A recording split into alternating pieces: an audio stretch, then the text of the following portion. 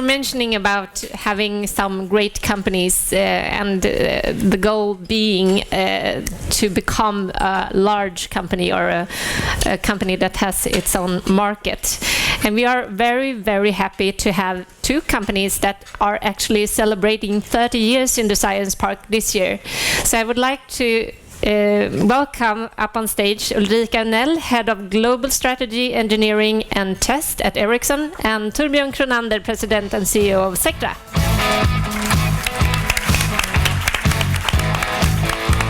Var det lite bättre att stå eller? Ja, men den snurrar så Welcome. I can hold your chair. Yeah. Would you like to stand or would you like to sit? It's like quite dangerous, this one. Yeah, it seems like it turns around. Do you think I'm rude as if an engineer? I'm sitting and you are standing? I feel like a bit this one. Okay, you will sit. Okay, great. And Maria, you might want to try think that that is one. better? Yeah, I think so. Try the middle one. I can see that. Okay, let's try. So keep the Torbjörn otherwise. yeah, I know you have a history. So maybe, but you are very tall, Ulrika. Maybe if you put one foot in the, like you can. Okay. I'm not that tall, you know. So welcome, Ulrika. Ericsson came to Linköping already in 1987, and I learned that you were talking about a new mobile communication solution called 1G at that time. Yes, we did. A lot has happened since then. Can you tell us a little bit about the history? Yes. It was a great time, and it still is. I mean, I think we all can agree that the mobile phones and the mobile networks did change our world, globally even. I would bet that you have your mobile here somewhere. Did anyone join here without their mobile? I don't think so. You did? Great! Is there any mobiles here? Yeah. So we can agree that the mobile system did change our behavior and our world and how we do things. And we started out, as you pointed out, with developing the 1G. That was the first version of the mobile system, enabling connecting people, not only places, as with fixed telephony. Then we proceed doing the 2G, and then you got the text messages, and we got the mobile systems to become more global. Yeah. The first one was more or less Nordic one. And you then actually produced mobile phones here in the park at one time, didn't you? Yes, we did. Yeah, you did. Yeah, that's where we have our global ICT center now, in the same building. Yes. And that happened 3 years ago. Then you got the opportunity to establish this global ICT testbed. Yes. What happened? Yes, well, the global ICT fulfills two purposes. First, it gives our 24,000 engineers a leading-edge, modern platform for development. I mean, we are moving into the cloud era, and we have to develop, and we would like to develop products in a different way. And the global ICT center here, big as 2 football fields, enable us and our engineers to do that. And secondly, it also opens up new segments for Ericsson, where we can move into also selling global services in other parts of technology. So enabling the future, I would say, both for the engineers and for Ericsson as a company. I like the sound of that, enabling the future, enabling groundbreaking solutions for the modern society. Always. That's a vision for Mjärdevi. Yeah, I like that. So what do you think makes Mjärdevi a good innovation environment for Ericsson? Basically because it exists. I mean, you don't get any great ideas on your own in a dark corner or somewhere. You need to get out and meet other companies. Always benchmark yourselves and your ideas, because when you meet, 2 ideas become so much stronger together, and you can leverage on each other's. So it's a place where you can meet other players in the ICT business and enhance your ideas even further. So by having the science park with all those small, middle and large companies, we can leverage on each other's and take it to the next level. So it's really important that it exists, and not to forget the closeness, of course, to the university. Sounds like music to my ears. Is there any future plans that you would like to share with us today? Yes. As I said, we did the text messages, we went global, we did the mobile internet, and now we move into the 5G, connecting everything as well. And then even greater things will happen when everything around you gets connected as well. So we are, as you know, hiring a lot right now. I mean, we need a lot of new ideas and young guys from university together. How many do you need? Like, how many can I have? You know? As a first step, 100 until Christmas. We have 100 jobs here Yeah, at the moment. it is great. And Great. those will join the team and develop the 5G system, connecting all those stuffs around us. Wonderful. Yes. Thank you very much, Ulrika. Thank A you. big hand. Do you know what? I think you should have my chair, and I'll take yours. Do we switch jobs I- as well then, or? No, but I can try Should I it. get your job I'm and you quite get mine? curious about this chair. You can So- hold into the table. Hello.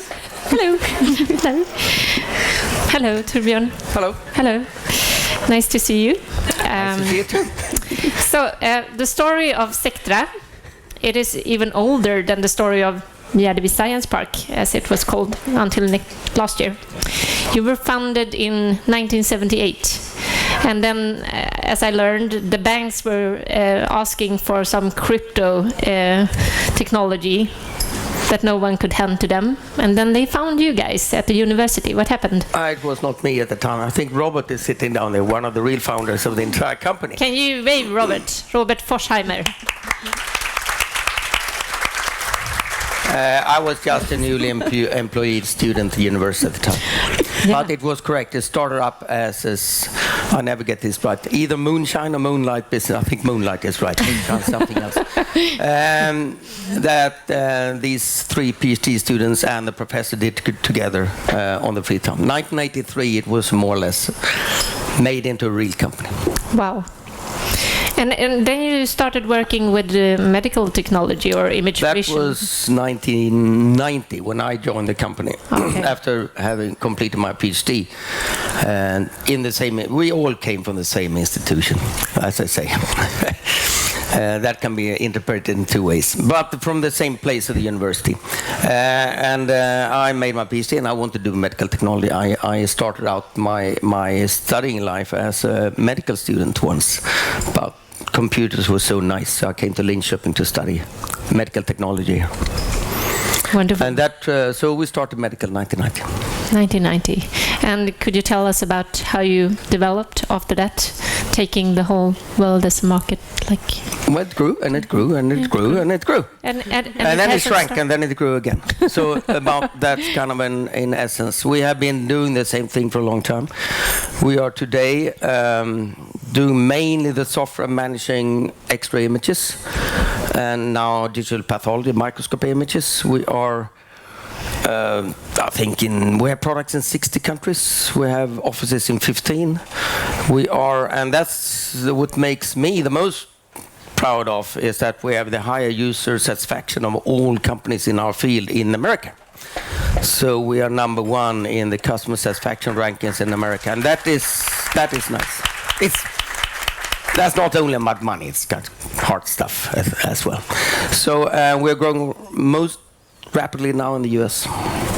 That's wonderful. And you are also a company, of course, in the Science Park, who everyone working here is very proud of.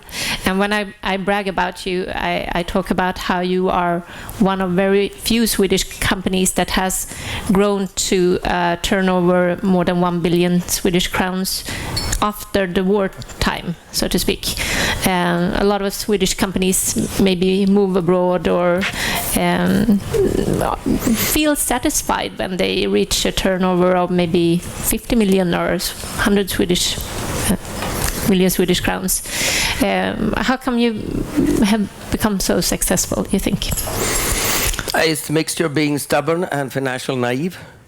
If we would have made more money, we would have sold it, as almost every other startup here does.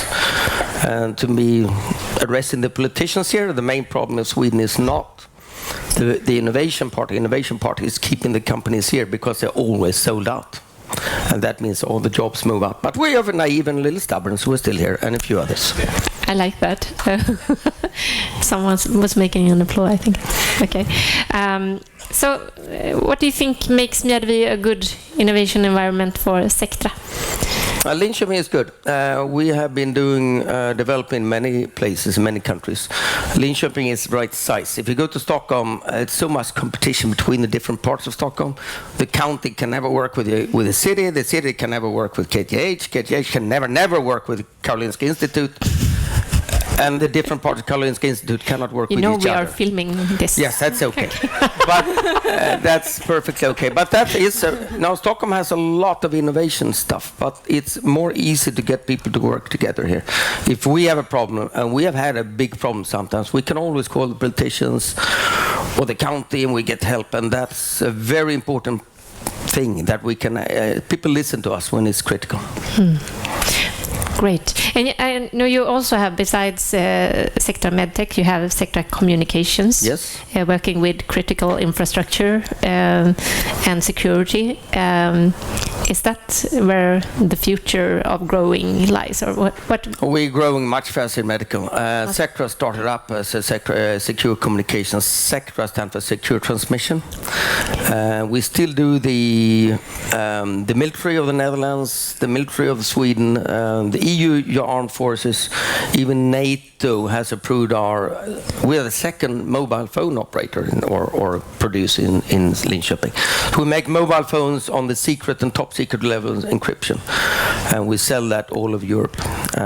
But it's not growing a lot. So we are also now starting up protecting critical infrastructure, which means if you want to attack a country today, you don't need any military means. You just switch off the electricity in January and wait until we ask to be invaded. And I'm not kidding, it's very serious. And the IT protection is not very well done in this area. So we protect these power plants and power distribution from hackers, more or less, or today foreign nations trying to stop them. And that's a growing business line in the communication side. So any future plans that you would like to share with us today? Bigger, better, nicer, slimmer, whatever. No, we are continuing to grow here. It's difficult right now because of recruitment, and we need people, and we need good people, and that's kind of the bottleneck right now, is finding the right people. We have 28 nationalities only with our 350 people here, but we're trying to recruit abroad, but recruitment now is the bottleneck for growth. Yeah. And that has to be sorted out, or we have to start development somewhere else as well. Well, we will fix that for you. Good. I'm sure. And Maria, you were saying we are quite a small region. Sweden is quite a small country, and to be competitive, we need to work together. We are all aware of that. And I was thinking, we've been talking a lot about large companies working together with startups and small innovative companies. So if you, Ulrika, or Torbjörn would give some advice to Maria driving the incubator in the future, what would that be? And Maria, if you would like to ask something from Torbjörn or Ulrika, what would that be? I wouldn't say advice, but I do think you have a very important job, because interacting between companies will be increasingly important, I think, going forward. And I mean, in Ericsson, we have a lot of discussions how we can kind of create small companies within the large one to get the agility and the speed and to get closer to the customer, just as the small companies does. So I think there is a need for closer and more cooperation. But how? I'm sure you will figure it out. Let's do it together. Hopefully we will figure it out. Yeah, we will do it together. Should I? Yeah. I think all people within the incubator, but also here in general, are really curious about how we can work more effective to find and take care of the ideas popped up in the big companies. Because as you said, Ulrika, it's a lot of ideas coming up, and if we can help out to go through critical processes or the growth stage, we would love to do that together and to find suitable entrepreneurs for ideas. And as Torbjörn mentioned, the scale of Linköping is our advantage, that we can do things here that is harder to do in larger cities. So that is what we should appreciate and leverage much more on, because Linköping is a great place, because it has the right scale, but all major players still. So we can do much more out of that, I'm sure. Torbjörn? I cannot agree more. I mean, this size of Linköping, several of our business that has grown has been in collaboration with the politicians, and we call them, and we work something out that works. And that has been a very important thing. Second, my advice to young companies, don't get venture cap in too early. because they will destroy you long term. And if you want to grow and stay in business for a while, you need a 20-year perspective. It takes 25, 30 years to grow. And then you have to be careful with financing. And then to the politicians, I would advise, think how you keep the companies here. Because right now everyone has been sold out. Wise words ending this discussion. Very much thank you for coming here. And I know the mayor of Linköping, Helena Walthammar, would like to recognize you staying here in the Science Park for 30 years by handing over a flower, I think. So, Mrs. Mayor. Thank you very much. Maybe some sound. So I just wanted to say thank you for being in the park for 30 years, and I hope for 30 more years, or even more than that. And thank you also for the wise words about what we have to do in the future for making growing business in Linköping. We have a very strong situation right now, but we have to do even more. So thank you for all your work you're doing. So a small flower from the Linköping municipality. Thank you. Thank you. Det fram du.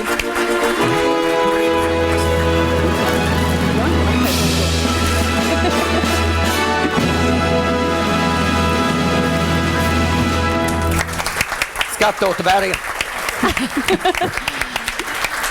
Thank you very much for joining us. Thank you, and please have your seats. And sorry, we had a small gift for you also. It's a beautiful Mjärdevi bag, which anyone who is really nice can get. It's a cup, and it's a book called Ready Player One, which is a science novel that you might enjoy this summer.